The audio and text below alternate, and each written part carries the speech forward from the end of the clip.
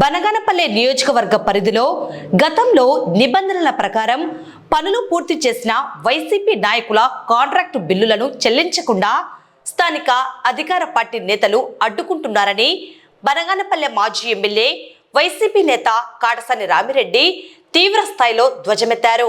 స్థానిక నేతల నుంచి వస్తున్న తీవ్ర ఒత్తిళ్ల కారణంగా పంచాయతీరాజ్, ఆర్డబ్ల్యూఎస్, ఆర్ఎండ్బి శాఖల అధికారులు బిల్లులు మంజూరు చేయడంలో చేతులెత్తేశారని ఆయన ఆరోపించారు.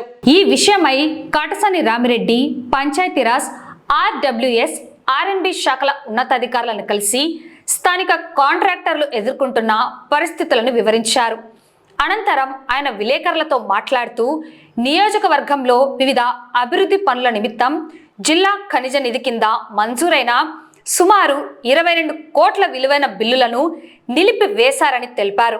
పనులు పూర్తి చేసిన కాంట్రాక్టర్లు తెచ్చిన అప్పులకు వడ్డీలు కట్టలేక ఆర్థిక ఇబ్బందుల్లో కూరుకుపోయి అల్లాడిపోతున్నారని ఆవేదన వ్యక్తం చేశారు. రాజకీయ సద్భావన లేకుండా కేవలం వైసీపీ కాంట్రాక్టర్లు అనే నెపంతో బిల్లులను అడ్డుకోవడం సమంజసం కాదని మండిపడ్డారు.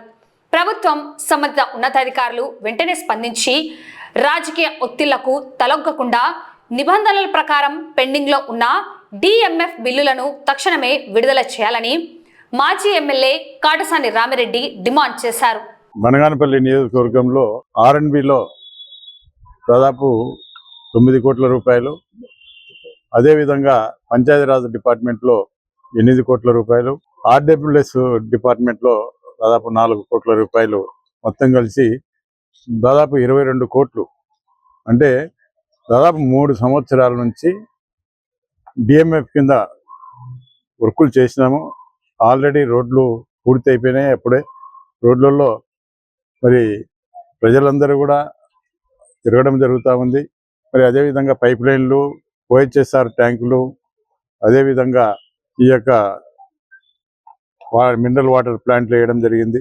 అదేవిధంగా కొన్ని చోట్ల ఆర్ఎండ్బిలో తార్ రోడ్లు కూడా వేయడం జరిగింది. ఇవన్నీ మొత్తం కలిపి దాదాపు 3 డిపార్ట్మెంట్లో 22 కోట్ల రూపాయలు ఈ రోజు వరకు కూడా పెండింగ్లో ఉండడం జరిగింది. ఎందుకంటే మొదటి నుంచి కూడా ఈ ప్రభుత్వం వచ్చినప్పటి నుంచి కూడా ఈ యొక్క కాంట్రాక్టులు ఎవరైతే వర్కులు చేసినారో ఈ వర్కులు చేసిన కాంట్రాక్టర్లకు డిఎంఎఫ్ కింద చేసిన కాంట్రాక్టర్లకు ఇంతవరకు బిల్లులు ఇవ్వకుండా కాలయాపన చేస్తూ ఉన్నారు. అదేవిధంగా వీటితో పాటు మిగతా ఈ గతంలో జగన్మోహన్ రెడ్డి గారు ముఖ్యమంత్రిగా ఉన్నప్పుడు గడప గడపకు ప్రోగ్రాం కింద చేసినటువంటి వర్కులకు సంబంధించి హెడ్ ఆఫ్ అకౌంట్ కూడా ఈ రోజు వరకు కూడా లేకుండా చేసినారు. అదేవిధంగా మార్కెట్ యార్డు తరఫున చేసిన వర్కులకు అది కూడా హెడ్ ఆఫ్ అకౌంట్ లేకుండా చేసినారు. మరి ఈ విధంగా చాలా వరకు వైసీపీ కార్యకర్తలు చేసిన వర్కులకు బిల్లులు రాక, మరి తెచ్చిన అప్పులు కట్టలేక చాలా వరకు ఇబ్బందులు పడుతున్న పరిస్థితుల్లో ఈరోజు ఈ ప్రభుత్వం వచ్చిన తర్వాత ముఖ్యంగా డిఎంఎఫ్కి సంబంధించి ఈ గ్రీన్ ఛానల్ ఏర్పాటు చేయడం జరిగింది. ఈ గ్రీన్ ఛానల్ ద్వారా ఈరోజు అప్లోడ్ చేసి ఈ సిగ్నేచర్ చేసి పంపిస్తే 4-5 రోజుల్లోనే ఇప్పుడు బిల్లులు వచ్చే పరిస్థితి ఉంది. అది కూడా సెంట్రల్ గవర్నమెంట్కు సంబంధించిన డిఎంఎఫ్ అమౌంట్ కాబట్టి అది త్వరితగతిన ఇప్పుడు డైరెక్ట్గా స్టేట్కు సంబంధం లేకుండా central government district mineral fund అది కూడా ఇప్పుడు అధికారులకే ఇవ్వడం జరిగింది.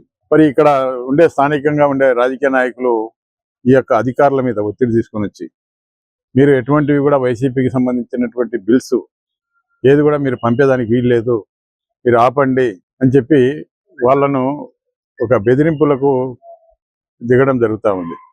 అధికారులు ఏం చెప్తా ఉన్నారంటే మేము చేయలేము, మీ యొక్క బిల్స్ చేస్తే మేము ఇక్కడ నుంచి ట్రాన్స్ఫర్ అయ్యే పరిస్థితి ఉంది కాబట్టి మేము చేయలేమని చెప్పి చెప్పడం జరిగింది. మీరు చేయలేనప్పుడు మీరు ఇక్కడ ఉండాల్సిన అవసరం మీరు కూడా లేదు. ఎందుకంటే ఈరోజు చిన్న చిన్న కాంట్రాక్టర్లు ఆనాడు వర్కులు చేసి ఈరోజు వడ్డీలు కట్టలేక చాలా ఇబ్బందులు పడుతున్న పరిస్థితుల్లో మరి అందరూ కూడా మాకు సంబంధించిన కాంట్రాక్టర్లు అయితేనేమి, వైసీపీ నాయకులు అయితేనేమి నా దగ్గరికి రావడం జరిగింది. మేము ఈరోజు ముగ్గురు ఈ 3 డిపార్ట్మెంట్లకు సంబంధించి ఈ గారితో కూడా మాట్లాడడం జరిగింది.